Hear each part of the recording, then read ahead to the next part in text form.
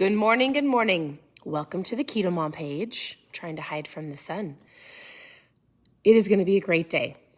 As you're tuning in, we are going through this book that we've been going through all month. We are on Chapter 7, The Law of Design, to maximize growth and develop strategies. Really, what he's going to talk about is simply this.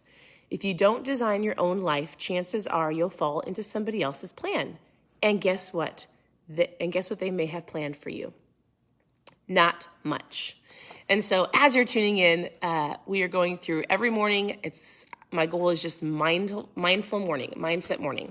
We're working on our mindset. I wanted to show you another book that I think is super important. But anyways, it's going to be a great day. The sun is shining. I live in Minnesota, although there actually is quite a bit of snow here. And so I am going to go through Chapter 7 with you. We're just going to go through the first couple pages. Where are you tuning in from? And what would be a fun question for the day? What are you thankful for? I feel like we say that a lot, but what are you thankful for? I'm thankful for you. I'm thankful for the sun. My husband and I are going to Arizona tomorrow. So I'm thankful for a fun, quick little trip to go meet some people on our team. It's going to be great. All right, you ready? If you don't design your own plan, chances are you'll fall into somebody else's plan. And guess what they have planned for you? Not much. I will tell you this. Something that we're super, super passionate about is owning your morning, owning your day, just having an awareness of where you want to go, right? That's the point of setting goals. That's the point of having a vision board. Where do you want to go? You actually would be quite shocked when I ask people, hey, what are your goals? Or what do you want to accomplish this month? What do you want to accomplish this year? And they go like this. I don't know. I actually was completely shocked at the beginning of the year when I asked people, what are your goals? What are you looking forward to? And a lot of people said, I don't know. What do you mean you don't know? I mean, I get the answer, but I also want people to understand if you don't have an idea of where you want to go, if you don't have direction and focus, if you don't feel like you have a purpose or you're not chasing after something, guess what? Somebody else will own your day. They will tell you what to do. They will ultimately determine your life. I don't want that.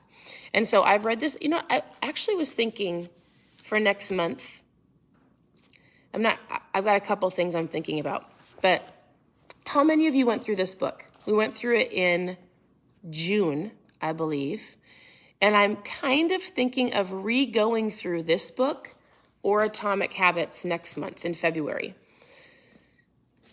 And you might go, why would you redo a book? Because there's brand new people here. And I also have realized when I read a book, I actually read a book more than once. I usually listen to the Audible. If the book is really great and it's got a ton of information, I probably read a book 3 or 4 times at least, over and over again, so that I can get it in me.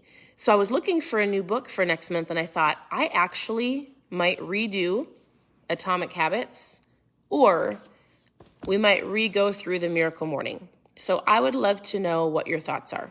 So for February, if you've never read this book, it's incredible. It's a short read, or Atomic Habits. If you think that's silly, I don't know. What do you think? But here's the book we're actually going through, and I'm going to go through this right now. Take a screenshot. It's an incredible book. And here's what he says. He says, I'm going to give you some life lessons. He says, most people allow their lives to simply happen to them.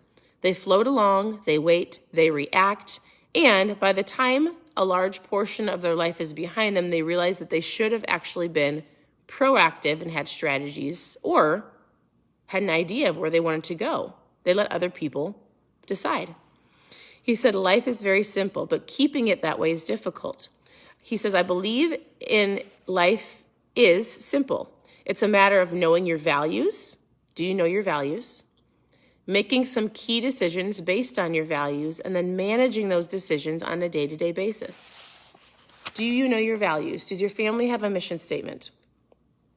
Our families, one of our mission statements is helping people live healthy, faith-filled lives. It was something that we decided a long time ago. We actually need to revisit it, but it was something that we were like, we want to help people have a faithful life and a healthy life. I want to just help others live healthy, faith-filled lives. So that was kind of a part of it. We need to revisit it, but it was something that we decided a long time ago. All right, he said, the secret is simplicity, but not allowing other people's voices to come in and take control. So how often have you let other people, like you've had a decision, you wanted to do something, and then somebody said, oh, not a good idea. I don't think you should do that. And then you didn't. Do you feel like there's key distinctions in your life where you're like, I should have, I regret not doing that. If I did that, I would have been here, maybe. He says, just remember, as you develop strategies for growth, as you develop your goals, as you develop different habits, to keep them personal, repeatable, and transferable. A beautifully conceived strategy does you no good if you cannot use it. He says, sometimes we make these really hard strategies and goals and this huge, long plan, and then we actually don't activate on the plan. Keep it simple. Keep it repeatable, right? Keep it so like you can pass it on to your children. And it's as simple as like getting up. I'm going to tell you, hands down, I actually think we're going to do this because a majority of people that I talk to, even on a day-to-day basis, don't own their morning. They don't own their day. And if you can get up and give yourself a certain amount of time in the morning, and then you can teach others to do that, especially the people in your home and your kids, you're going to set your kids up for success. Yesterday we were at the gym, my daughter and I, and the owner said, man, it's really cool that your daughter is here with you. I said, it's funny, she actually wanted to be here and I didn't. But I said, we've actually always encouraged our girls to move their body, right? So we gave our girls a challenge earlier, I don't know, maybe in December, and we said, all right, if you're not going to work out today, and working out, you know, your kids go to recess if they go to school, they're in sports, so our girls are in sports and different things. I said, but why doesn't your goal be to do 25 sit-ups, 25 push-ups, and 25 squats every day? If that's the minimum you do. And he said, it's so cool to see a parent involving their kids in things. And my thought is this, and I do this with everything in our life. If my kids can't see me do something and then simply repeat it, they're not going to do it. And I need to involve them in everything that has to do with my life, our health and fitness, the way we do our mornings, setting goals. Because think if you can set your kids up for success today. If you can teach your kids to read a good book, right? We pay our daughter. So she was going to get a job this summer working at she was thinking about going to work at a ice cream shop. And then she said, you know, I think I can actually make more money if I work for you. And part of working for us is she reads a book that we choose. It would be something like The Miracle Morning, Atomic Habits. And then she just writes a simple paper and then tells us what she learned. And then we will pay her for every book that she does. And my thought is this, if you can teach your kids to have good habits, help them understand food, help them understand the power of moving their body, help them understand to read a good book, like the power of what's going into their mindset. If you can do that yourself and then pass it on to your kids, you're going to set your kids up to succeed exponentially in their life, right? They don't have to get to where you are today and then feel like they're starting over. So if anything, take some time and evaluate your day, evaluate your morning, evaluate your goals and what you're going after, and then share it with your kids and then have them do the same thing. You might have to pay them $5 or $10 to read a book. Is it worth it? Hands down, $20. So like, I think we got this idea from John Maxwell. So years ago, I listened to a podcast. Sorry, the sun is shining and funny. I listened to a podcast and he said, my dad never paid me to do things around the house. Actually, I'm the same way. I'm like, I shouldn't have to pay you to take out the garbage. You create as much garbage as I do. So the concept is we all live in the home. We all should help around the house. He said, but my dad paid me to learn. He said he would pay me to learn the books that he chose. He would do the same thing, whether it was write a paper or deliver a fun little speech to his parents of what he learned. And I thought, oh my goodness. My husband and I said, that's incredible. Pay your children to learn what you give them to learn. These kids are so fixated on, not that video games are bad, but like so many mindless things that would you pay your kids $20 if they actually read a book like this and then started implementing it? I think he got paid $100. I'm like, we don't need $100, but I'll pay you $20. Listen, my goal is to set our kids up for success with their mindset, with setting goals, with taking action, with going after things that they want, so that they don't become adults with no vision or purpose. The sun's beautiful. The sun is beautiful. All right. The last thing I'll say a couple more things. He says, designing your life is more important than designing your career. So he gave a quote by a movie star, and it says, many people worry so much about managing their careers, but rarely spend half as much energy managing their lives. I want to make my life, not just my job, the best it can be. So then he tells a whole bunch of stories and says, we focus so much sometimes on the wrong things. Other things will fall into place if you focus on your mindset and what you want in your life. He says, life is not a dress rehearsal. Let's see. There's no warm-ups for life, no dress rehearsal, yet that's the way most people seem to live each day, that they get a redo. You only live once, but if you work at it right, once is enough. I thought that was a great quote. And then the last little bit that I wanted to say was, in planning your life, multiply everything by 2. And I thought this was great for the Keto Mom page. And he simply said this. He says, I'm an optimistic person. So he said, when I want to do something, I'm going to do it. I'm going to do it well. I'm going to do it right. He said, but what I do is, he says, anytime that I have to calculate how long something's going to take me, he says, I multiply it. If I have a certain amount of money that it's going to take me to do a project, I multiply it by 2.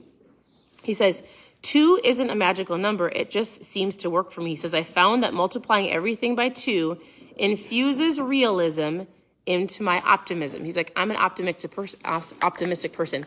And I read this and I thought, what if everybody did that with their health goals, right? So if you said, okay, I'm going to give myself 6 months, multiply it by 2, I'm going to give myself a year. Or I'm going to give myself 90 days. All right, multiply that by 2. I just thought it was a great outlook. He's like, most of the time we underestimate how long things are going to take us. We can do it, you can do it, and some things take time.